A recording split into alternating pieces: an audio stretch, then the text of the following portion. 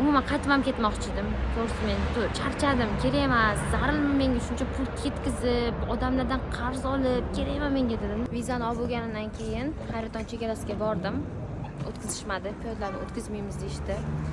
Keyin qaytib keldim, Tojikistonga borish yoki bo'lmasam yana Toshkentga qaytib, Toshkent-Kobul reysida uchib ketish fikrim paydo bo'ldi.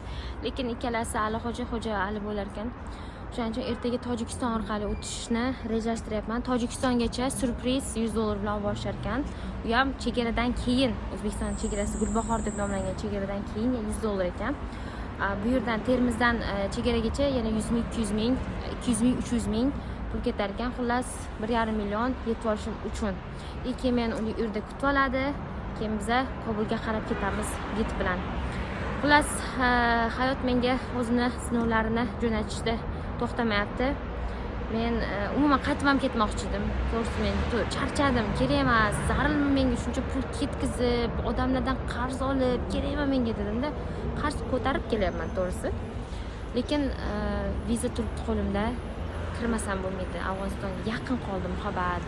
Qachon kirasan, qachon yana borasan degan narsa meni nima deydi, fikrim, o'y-hayollarim tark etmayapti.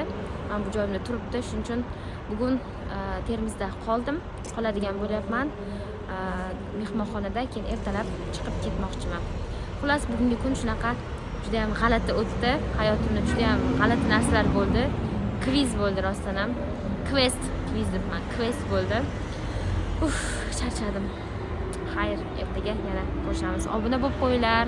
Muhabbat sarguzashtlarini oxirigacha ko'rishni xohlaysanglar, albatta obuna bo'linglar. Chunki men juda ham qiynalib qilyapman bu kontentlarni. Hammasi sizlar uchun.